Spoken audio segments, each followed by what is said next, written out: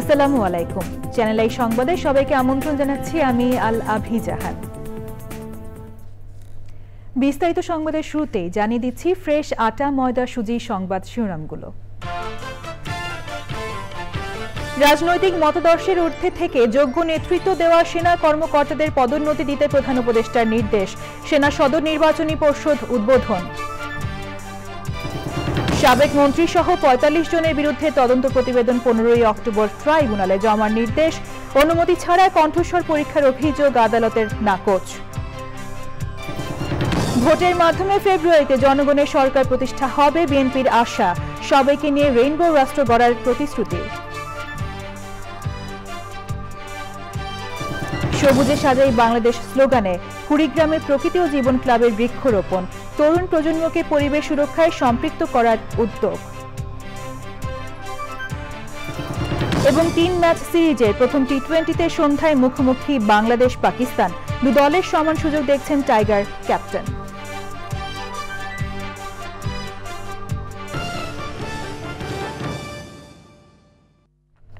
সংবাদ শিরোনামগুলো জানাচ্ছিলাম। এখনকার এই সংবাদ আয়োজন একই সঙ্গে চ্যানেল আই এর ইউটিউব চ্যানেলে এবং চ্যানেল আই এর ওটিটি প্ল্যাটফর্ম আই স্ক্রিনে লাইভ স্ট্রিম হচ্ছে। এবার বিস্তারিত। রাজনৈতিক মতাদর্শের ঊর্ধ্বে থেকে যে সমস্ত অফিসার সামরিক জীবনের বিভিন্ন স্তরে যোগ্য নেতৃত্ব প্রদানে সফল হয়েছেন তাদেরকে পদোন্নতির জন্য নির্বাচন করার নির্দেশনা দিয়েছেন প্রধান উপদেষ্টা অধ্যাপক ডক্টর মোহাম্মদ ইউনূস। সেনাবাহিনী সদর দপ্তরে প্রধান অতিথি হিসেবে উপস্থিত থেকে সেনা সদর নির্বাচনী পর্ষদ ২০২৫-এর আনুষ্ঠানিক উদ্বোধন করে এসব কথা বলেন প্রধান উপদেষ্টা। প্রথম পর্বের এই পদোন্নতি পর্ষদে সেনাবাহিনীর কর্নেল ও লেফটেন্যান্ট কর্নেল পদবীর যোগ্য কর্মকর্তাগণ পরবর্তী পদোন্নতির জন্য বিবেচিত হবেন। প্রধান উপদেষ্টা পদোন্নতির জন্য অফিসারদের পেশাগত দক্ষতা, নেতৃত্বের গুণাবলী, শৃঙ্খলার মান, সততার উপর গুরুত্ব আরোপ করতে নির্বাচনী পর্ষদের সদস্যদের নির্দেশনা প্রদান করেন। সৎ, নীতিবান, পেশাদার এবং নেতৃত্বের গুণাবলী সম্পন্ন অফিসারগণই উচ্চতর পদোন্নতির দাবিদার বলে মন্তব্য করেন প্রধান উপদেষ্টা। অনুষ্ঠান স্থলে পৌঁছালে প্রধান উপদেষ্টাকে স্বাগত জানান সেনাবাহিনী প্রধান জেনারেল ওয়াকারুজ্জামান। জুলাই আগস্টে গণ অভ্যুত্থানের সময় মানবতাবিরোধী অপরাধের মামলায় তৎকালীন আওয়ামী লীগ সরকারের কয়েকজন মন্ত্রী সহ ৪৫ জনের বিরুদ্ধে তদন্ত প্রতিবেদন ১৫ই অক্টোবর দাখিল করতে তদন্ত সংস্থাকে নির্দেশ দিয়েছেন আন্তর্জাতিক অপরাধ ট্রাইব্যুনাল। হাসানুল হক ইনু আদালতের অনুমতি ছাড়া অসৎ উদ্দেশ্যে কারাগারে কণ্ঠস্বর পরীক্ষার অভিযোগ করলে মৃদু বাগবিতণ্ডা হয় চিফ প্রসিকিউটরের সঙ্গে। ট্রাইব্যুনাল বলেছেন আদেশ অনুযায়ী কণ্ঠস্বর পরীক্ষা করা হয়েছে। মাজহারুল হক মান্নার রিপোর্ট। জুলাই আগস্টে গণ অভ্যুত্থানের সময় মানবতাবিরোধী অপরাধের মামলায় তৎকালীন আওয়ামী লীগ সরকারের সাবেক মন্ত্রী আনিসুল হক, আমির হোসেন আমু, কামরুল ইসলাম, অবসরপ্রাপ্ত লেফটেন্যান্ট কর্নেল ফারুক খান, আব্দুর রাজ্জাক, রাশেদ খান মেনন, হাসানুল হক ইনু, কামাল আহমেদ মজুমদার, গোলাম দস্তগীর গাজী ও ডাক্তার দীপু মনি, সাবেক প্রতিমন্ত্রী জুনায়েদ আহমেদ পলক, সাবেক প্রধানমন্ত্রীর ২ উপদেষ্টা সালমান এফ রহমান ও তৌফিক ইলাহি চৌধুরী, সাবেক বিচারপতি শামসুদ্দিন চৌধুরী মানিক এবং সাবেক স্বরাষ্ট্র সচিব জাহাঙ্গীর আলম, সাবেক এমপি সোলাইমান সেলিম, সাবেক আইজি আবদুল্লাহ আল মামুন এবং সাবেক সেনা কর্মকর্তা জিয়াউল হাসানকে আদালতে হাজির করা হয়। শুনানির শুরুতে আদালতের অনুমতি নিয়ে বক্তব্য দেন মামলার আসামি হাসানুল হক ইনু। এই সময় পাল্টাপাল্টি কথা বলে দুপক্ষ। আমার মক্কেল জনাব হাসানুল হক ইনু সাহেবের পক্ষে আমি মাননীয় ট্রাইব্যুনালকে নিবেদন করেছি যে তাকে কারাগারের অভ্যন্তরে তার ভয়েস রেকর্ড করা হয়েছে। তো কি উদ্দেশ্যের ভয়েস রেকর্ড করা হয়েছে এবং কেন রেকর্ড করা হয়েছে এ বিষয়ে আমি তার নিয়োজিত আইনজীবী বা আমার সাথে যারা ছিলেন তারা কেউ অবগত ছিলেন না, বা কোনো পিটিশন আমাদের জানা ছিল না, বা কোনো অর্ডার হয়েছে কিনা সেটাও আমরা জানতাম না। মাননীয় ট্রাইব্যুনাল অনুমতি দিলে তিনি তার বক্তব্য পেশ করেন এবং বলেন যে তার ভয়েস টেস্টের জন্য তার কিছু ভয়েস রেকর্ড করা হয়েছে। তো এই বিষয়ে কোনো মাননীয় ট্রাইব্যুনালের আদেশ নির্দেশনা ছিল কিনা এটা জানতে চাইলে তাকে কোনো রকম কোনো আদেশের কপি প্রদর্শন করা হয় নাই। এটাই আমাদের বক্তব্য ছিল মাননীয় ট্রাইব্যুনালে। পরে প্রসিকিউটর আদালতকে বলেন এই মামলায় ৪৫ আসামির মধ্যে ১৬ জন উপস্থিত আছেন। তদন্ত শেষ করার জন্য ৩ মাস সময় চাইলে আদেশ দেন ট্রাইব্যুনাল। তাদেরকে আজকে ট্রাইব্যুনালে হাজির করা হয়েছিল। তাদের মামলার তদন্তের অগ্রগতি প্রতিবেদন ট্রাইব্যুনালে জমা দিয়েছেন তদন্তকারী কর্মকর্তা এবং সাথে সাথে আরও 3 মাসের সময় প্রার্থনা করেছেন। ট্রাইব্যুনাল সময় মঞ্জুর করেছেন। তবে অসুস্থ থাকায় ট্রাইব্যুনালে হাজির করা হয়নি সাবেক মন্ত্রী শাহজাহান খান ও সাবেক আইজিপি চৌধুরী আব্দুল্লাহ আল মামুনকে। মাঝড়ক মান্না, চ্যানেল আই, ঢাকা। আগামী বছর ফেব্রুয়ারিতে নির্বাচনের মাধ্যমে একটি জনগণের সরকার প্রতিষ্ঠা করা যাবে বলে আশা করছে বিএনপি। রাজধানীতে এক অনুষ্ঠানে দলের মহাসচিব মির্জা ফখরুল ইসলাম আলমগীর বলেন, বিএনপি দুর্নীতি, গুম, খুন চায় না। ভিন্ন মত থাকলেও সবকিছু মিলে একটি রেইনবো রাষ্ট্র গড়ে তোলার কথা জানান বিএনপি মহাসচিব। রাহুল রায়ের রিপোর্ট। জুলাই গণ অভ্যুত্থানে মাসব্যাপী কর্মসূচি পালন করছে বিএনপি এবং অঙ্গ ও সহযোগী সংগঠনগুলো। বিএনপির প্রতিষ্ঠাতা ও সাবেক রাষ্ট্রপতি জিয়াউর রহমানের সমাধির কাছে সবুজ চত্বরে যৌথভাবে বৃক্ষরোপণ কর্মসূচি পালন করেছে কৃষক দল ও আমরা বিএনপি পরিবার। কর্মসূচির আগে আলোচনায় অংশ নেন বিএনপি মহাসচিব। আমরা দুর্নীতি চাই না, ঘুষ চাই না, আমরা হত্যা চাই না, নির্যাতন চাই না। আমরা মানুষ যেন সুস্থভাবে, স্বাধীনভাবে, কমফোর্টেবল হইতে একটা স্বস্তির সঙ্গে চলাফেরা করতে পারে, সেই ধরনের একটা রাষ্ট্র চাই। প্রতিশ্রুতিবদ্ধ হয়েছেন এই কেয়ারটেকার সরকার যে 26 ফেব্রুয়ারি অনেক সময় নির্বাচন হবে, সেই নির্বাচনের মধ্য দিয়ে আমরা জনগণের সরকার তৈরি করতে পারবো। সবাইকে নিয়ে একটি রাষ্ট্র গঠনের কথা বলেন মির্জা ফখরুল। রাজনীতিটা তো সহজ পথ নয়, বহুমাত্রিক মত থাকবে। কেউ গণতন্ত্রে বিশ্বাস করবে, কেউ সমাজতন্ত্রে বিশ্বাস করবে, কেউ আপনার ওয়েলফেয়ার স্টেটে বিশ্বাস করবে। সবগুলোকে মিলিয়ে আমরা একটা রেইনবো স্টেট, একটা রামধনু যেভাবে অনেকগুলো রং নিয়ে ওঠে, সেরকম একটা রাষ্ট্র নির্মাণ করতে অনেক আগেই আমাদের দেশের সেই স্বপ্ন দেখেছিলেন। আমাদের ভারপ্রাপ্ত চেয়ারম্যান যেন তারেক রহমান 31 দফা দিয়েছেন। সেই 31 দফার মধ্যে প্রতিটি কথা, আজকে যে সংস্কারের প্রশ্নটা উঠছে, সংস্কারের যে প্রস্তাবগুলো আসছে, তার প্রত্যেকটি প্রস্তাব আমরা 2022 সালে দিয়েছি।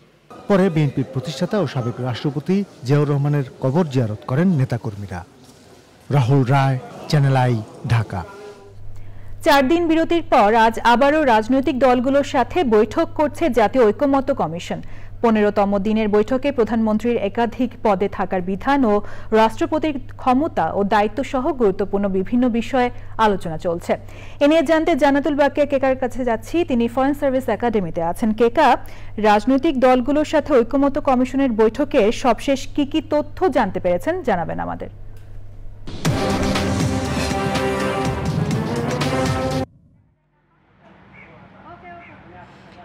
হ্যাঁ আলাভি, দুপুরে কিন্তু বিরতি শুরু হয়েছে, মধ্যাহ্নের বিরতি, লাঞ্চের বিরতি।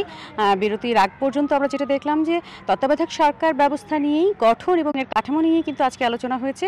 সর্বশেষ আলোচনা আমরা যেটা জেনেছি, কমিশন প্রস্তাব করেছিল যে তত্ত্বাবধায়ক সরকার ব্যবস্থায় প্রধান উপদেষ্টা কে হবেন, সেই প্রধান উপদেষ্টাকে বেছে নেওয়ার জন্য যে ত্রয়োদশ সংশোধনীতে যেটা ছিল, ত্রয়োদশ সংশোধনী ফিরে আনার পরে যেটা হয়েছে যে, বা বিদ্যমান ত্রয়োদশ ব্যবস্থায় যেটা বিদ্যমান তত্ত্বাবধায়ক সরকার ব্যবস্থাপনায় যেটা রয়েছে, সেটা হলো যে সর্বশেষ অবসরে যাওয়া প্রধান বিচারপতি এবং তাকে পাওয়া না গেলে আপিল বিভাগের বিচারপতি, এভাবে সর্বশেষ পর্যায়ে যে রাষ্ট্রপতি।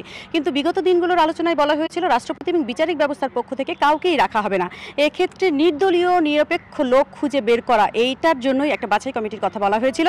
আজকে কমিশন যে প্রস্তাব করেছে, সংশোধিত প্রস্তাব, সেখানে বলা হয়েছে নির্দলীয় নিরপেক্ষ তত্ত্বাবধায়ক একজন উপদেষ্টা খোঁজার জন্য 7 সদস্যের বাছাই কমিটি করার কথা বলা হয়েছিল। তো সর্বশেষ আলোচনা যেখানে বলা হচ্ছে যে 7 সদস্যের মধ্যে 2 জন একই ব্যক্তি হচ্ছে, সুতরাং 5 সদস্যের পক্ষে এক ধরনের ঐক্যমত হয়েছে।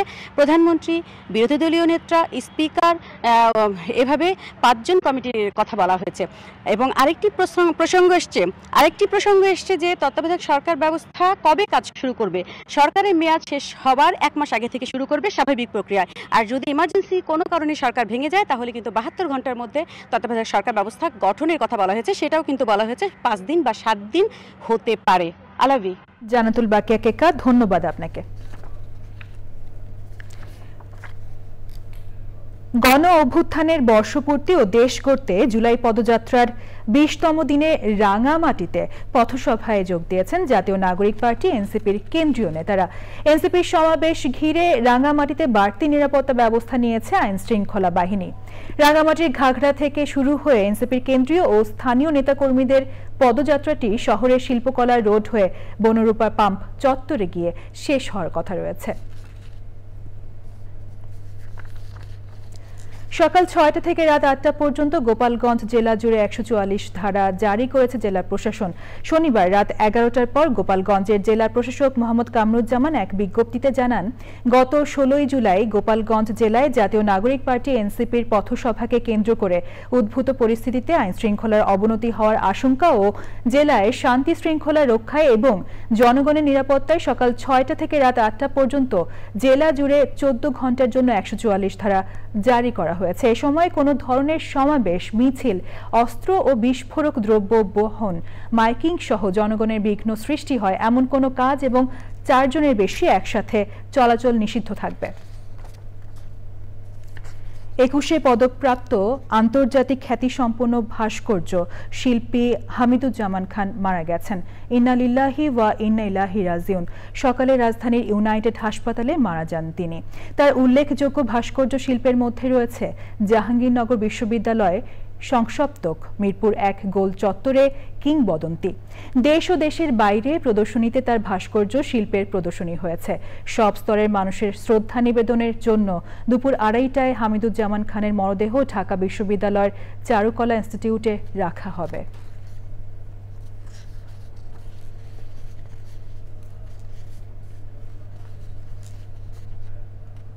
সবুজে সাজাই বাংলাদেশ স্লোগানে কুড়িগ্রামে বৃক্ষরোপণ করেছে প্রকৃতি ও জীবন ক্লাব। তরুণ প্রজন্মকে পরিবেশ সুরক্ষায় সম্পৃক্ত করতে রাজারহাট উপজেলার বিভিন্ন শিক্ষা প্রতিষ্ঠানের শিক্ষার্থীদের গাছের চারা উপহার দেওয়া হয়। এমন উদ্যোগ প্রাকৃতিক দুর্যোগ প্রবণ কুড়িগ্রামের পরিবেশ প্রতিবেশের উন্নয়নের পাশাপাশি ভবিষ্যৎ প্রজন্মের বাসযোগ্য পৃথিবী নিশ্চিতে সহায়ক হবে বলছেন পরিবেশবাদীরা। শ্যামল ভৌমিকের তথ্য ও ভিডিওচিত্রে আফরোজা হাসির রিপোর্ট।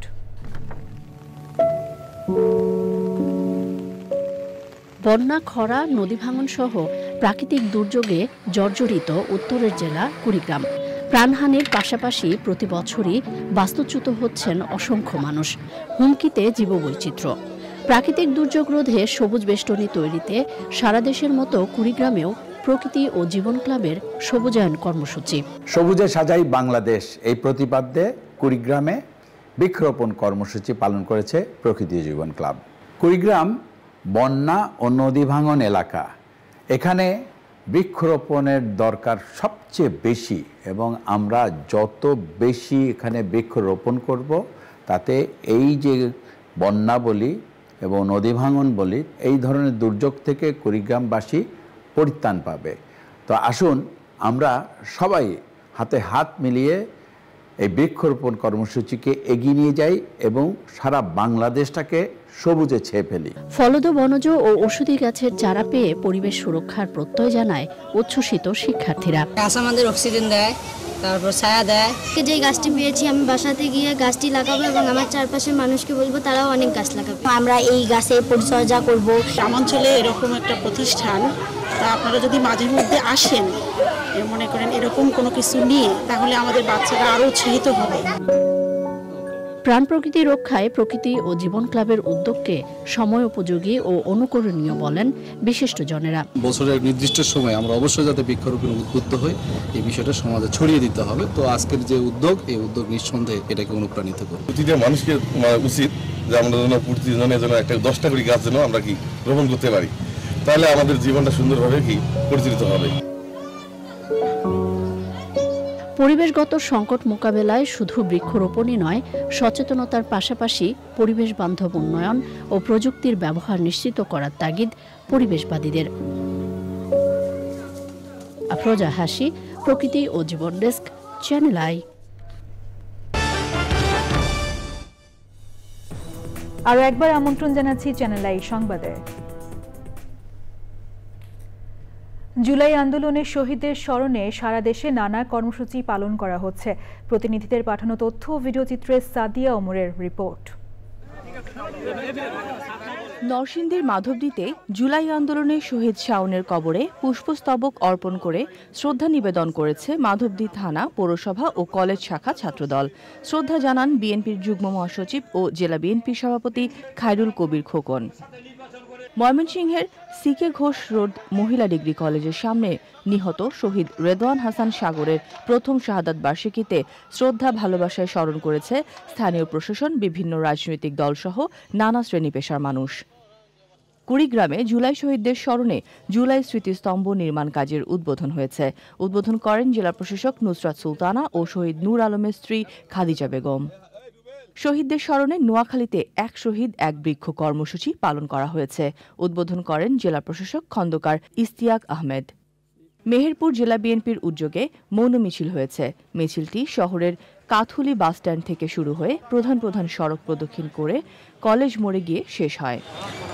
ঝিনাইদহে জেলা যুব উন্নয়ন অধিদপ্তরের আয়োজনে প্রতীকী ম্যারাথন হয়েছে। প্রতিযোগিতায় নানা বয়সী 2 শতাধিক তরুণ তরুণী, ক্রীড়াবিদ, শিক্ষার্থী এবং সামাজিক সংগঠনের সদস্যরা অংশ নেয়। চাঁদপুরের মতলব দক্ষিণ উপজেলার টিএনটি ভবনের পাশে শহীদ পাবেল হাসান রাব্বির স্মরণে স্মরণ সভা হয়েছে। উপস্থিত ছিলেন ড্যাব সভাপতি ডক্টর সরকার মাহমুদ আহমেদ শামীম। ঝিনাইদহে মৌন মিছিল করেছে জেলা BNP. Sadia Omar, channel I. ভিয়েতনামে খারাপ আবহাওয়ার মধ্যে একটি পর্যটকবাহী নৌকা ডুবে অন্তত 37 জনের মৃত্যু হয়েছে। তাদের মধ্যে 8 শিশু রয়েছে। নিখোঁজ রয়েছেন কয়েকজন। শনিবার দেশটির পর্যটন কেন্দ্র হা লং বেতে এই দুর্ঘটনা ঘটে। এখন পর্যন্ত 11 জনকে জীবিত উদ্ধার করা হয়েছে। ভারী বৃষ্টির কারণে উদ্ধার কাজ ব্যাহত হচ্ছে। দেশটির প্রধানমন্ত্রী ফাম মিনচিন প্রাণ হারানোদের পরিবারের প্রতি গভীর সমবেদনা জানিয়েছেন।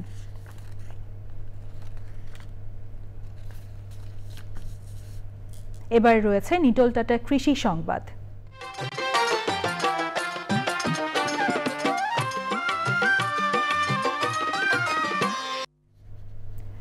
আমন আবাদে ব্যস্ত সময় পার করছেন বাগেরহাটের চাষিরা। বর্ষা মৌসুমে পর্যাপ্ত বৃষ্টি হয় ভালো ফলনের ব্যাপারে আশাবাদী তারা।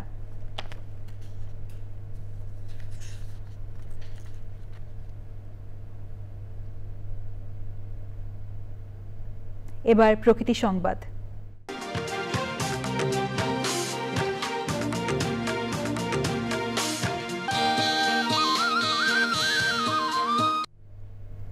বাগেরহাটে জুলাই আগস্টে গণ অভ্যুত্থানের শহীদদের স্মরণে বৃক্ষরোপণ কর্মসূচি হয়েছে।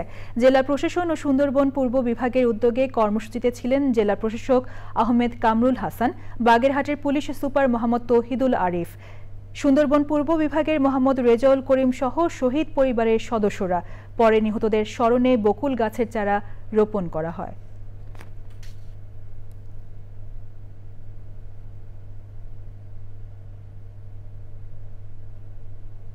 সবশেষে ফ্রেশ আটা, ময়দা, সুজি সংবাদ শিরোনামগুলো জানিয়ে দিচ্ছি আরো একবার। রাজনৈতিক মতাদর্শের ঊর্ধ্বে থেকে যোগ্য নেতৃত্ব দেওয়া সেনা কর্মকর্তাদের পদোন্নতি দিতে প্রধান উপদেষ্টার নির্দেশ। সেনা সদর নির্বাচনী পর্ষদ উদ্বোধন। সাবেক মন্ত্রী সহ 45 জনের বিরুদ্ধে তদন্ত প্রতিবেদন 15ই অক্টোবর ট্রাইব্যুনালে জমার নির্দেশ। অনুমতি ছাড়া কণ্ঠস্বর পরীক্ষার অভিযোগ আদালতের নাকচ। ভোটের মাধ্যমে ফেব্রুয়ারিতে জনগণের সরকার প্রতিষ্ঠা হবে, বিএনপির আশা। সবাইকে নিয়ে রেইনবো রাষ্ট্র গড়ার প্রতিশ্রুতি। সবুজে সাজাই বাংলাদেশ স্লোগানে কুড়িগ্রামে প্রকৃতি ও জীবন ক্লাবের বৃক্ষরোপণ। তরুণ প্রজন্মকে পরিবেশ সুরক্ষায় সম্পৃক্ত করার উদ্যোগ। এবং 3 ম্যাচ সিরিজের প্রথম টি20তে সন্ধ্যায় মুখোমুখি বাংলাদেশ পাকিস্তান। 2 দলের সমান সুযোগ দেখছেন টাইগার ক্যাপ্টেন।